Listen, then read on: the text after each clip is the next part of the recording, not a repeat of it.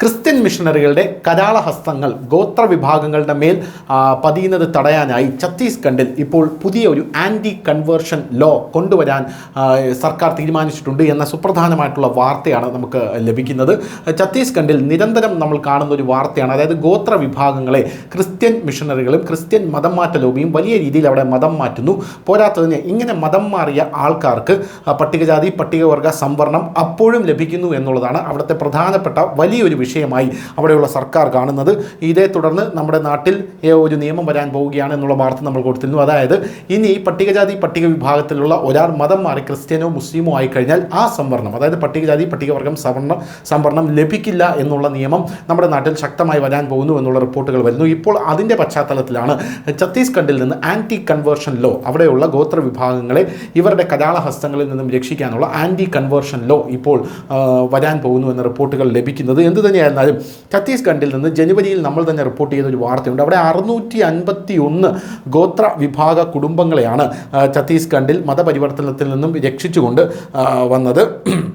ഛത്തീസ്ഗഡിലെ ശക്തവും ഫലപ്രദവുമായ മതപരിവർത്തന വിരുദ്ധ നിയമം കൊണ്ടുവരണമെന്ന് അവിടെ ആവശ്യപ്പെട്ടിരിക്കുന്നത് ജഷ്പൂരിലെ മുൻ രാജകുടുംബത്തിലെ BJP നേതാവും അഖില ഭാരതീയ ഘർ വാപസി അഭിയാൻ മേധാവിയുമായിട്ടുള്ള പ്രബൽ പ്രതാപ് സിംഗ് ജൂഡിയോ ആണ്. അദ്ദേഹം വലിയൊരു കാൽനട യാത്രയാണ്, ഛത്തീസ്ഗഡിനെ മുഴുവൻ പിടിച്ചു കുലുക്കിക്കൊണ്ടുള്ള ഒരു കാൽനട യാത്രയാണ് ഇതിൻ്റെ പശ്ചാത്തലത്തിൽ നടത്താനായി ഒരുങ്ങുന്നത്. ശക്തി ജില്ലയിൽ ഘർ വാപസി ആചാരത്തിലൂടെ മറ്റു മതങ്ങൾ സ്വീകരിച്ച 651 കുടുംബങ്ങൾ ഹിന്ദു മതത്തിലേക്ക് മടങ്ങിയെത്തിയെന്നും അദ്ദേഹം സംസ്ഥാന വ്യാപകമായി വലിയ രീതിയിലുള്ള മതപരിവർത്തനം അവിടെ നടക്കുന്നുണ്ട് എന്ന് അദ്ദേഹം പല നാളുകളായി പറഞ്ഞുകൊണ്ടിരിക്കുകയാണ്.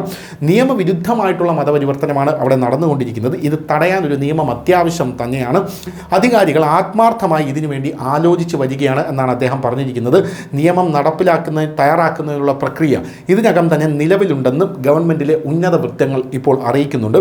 ഇത്തരം ആചാരങ്ങൾക്കെതിരെ സർക്കാർ ഒരു നിയമം കൊണ്ടുവരണമെന്ന് ആവശ്യപ്പെട്ടിട്ട് അദ്ദേഹം ഒരു കാൽനട മാർച്ച് നടത്താൻ പദ്ധതി ഇടുന്നതായിട്ടാണ് ഇപ്പോൾ ജൂഡിയോ തന്നെ വ്യക്തമാക്കിയിരിക്കുന്നത്. ക്രിസ്തു മതമോ മറ്റേതെങ്കിലും മതമോ സ്വീകരിച്ച് പട്ടികവർഗ്ഗക്കാർക്ക് മാത്രമുള്ള സംവരണത്തിൻ്റെ ആനുകൂല്യങ്ങൾ തുടർന്ന് ലഭിക്കുന്ന ആളുകളെ പട്ടികയിൽ നിന്ന് ഒഴിവാക്കേണ്ടതിൻ്റെ ആവശ്യകതയെക്കുറിച്ചും BJP നേതാവായിട്ടുള്ള പ്രബൽ പ്രതാപ് സിംഗ് ജൂഡിയോ പറയുന്നുണ്ട്. ഇത് വളരെയധികം അത്യന്താപേക്ഷിതം തന്നെയാണ് അദ്ദേഹം പറയുന്നത്. ജാഷ്പൂരിൽ നിന്ന് റായ്പൂരിലേക്ക് ഒരു വലിയ കാൽനട മാർച്ച് നടത്താൻ ഞങ്ങൾ പദ്ധതിയിടുന്നു. ഛത്തീസ്ഗഡിൽ മതപരിവർത്തനത്തിൻ്റെ ഒരു നിയമം കൊണ്ടുവരിക, ആചാരങ്ങൾക്കെതിരെ, അതായത് ഈ മതപരിവർത്തന ആചാരങ്ങൾക്കെതിരെ നമ്മൾ ഒരുമിച്ച് നിലനിൽക്കേണ്ടതുണ്ട്. ഈ പ്രക്രിയ കൂടുതൽ ശക്തമാക്കാൻ സർക്കാരിനോട് അദ്ദേഹം ആവശ്യപ്പെട്ടിട്ടുണ്ട്. എന്ത് തന്നെയായിരുന്നാലും വലിയ രീതിയിൽ ബ്രെയിൻ വാഷ് വഴിയോ അല്ലെങ്കിൽ പല കാര്യങ്ങൾ വഴി അവരെ വശീകരിച്ചുമാണ് ഇത്തരത്തിലുള്ള ഒരു മതം മാറ്റം ക്രിസ്ത്യൻ ലോബികൾ അവിടെ നടപ്പിലാക്കുന്നതെന്ന് ഇദ്ദേഹം പറയുന്നത്. ഉത്തർപ്രദേശിൽ ആൻറ്റി കൺവേർഷൻ ലോ പ്രകാരം ആദ്യമായി അവിടെ വലിയ രീതിയിൽ കുട്ടികളെയും സ്ത്രീകളെയും മതം മാറ്റാൻ ശ്രമിച്ച കേരളത്തിൽ നിന്ന് പോയ ഒരു പാസ്റ്ററിനെയും അദ്ദേഹത്തിൻ്റെ ഭാര്യയെയും തുറുങ്കിലാക്കുന്ന കാഴ്ച, അല്ലെങ്കിൽ ആ വാർത്ത നമ്മൾ തന്നെ ന്യൂസ് ഇന്ത്യ മലയാളം തന്നെ കൊടുത്തതാണ്. കേരളത്തിലെ വേറൊരു മാധ്യമങ്ങളും അത് കൊടുത്തിട്ടില്ല എന്നാണ് ഞങ്ങൾ വിശ്വസിക്കുന്നത്. കാരണം ഞങ്ങളത് വേറൊരിടത്തും കണ്ടിട്ടില്ല. ഇത് വലിയ ചർച്ചയാവുകയും ചെയ്തു. എന്തു തന്നെയായിരുന്നാലും ഇത്തരത്തിലുള്ളൊരു നിയമം തന്നെയാണ് ഇപ്പോൾ ഛത്തീസ്ഗഡിലും വരാനായി പോകുന്നത്. ചരിത്രപരമായിട്ടുള്ളൊരു തീരുമാനമായിരിക്കും ഇങ്ങനൊരു നിയമം ഛത്തീസ്ഗഡിൽ വരികയാണെങ്കിൽ. News desk, news India Malayalam.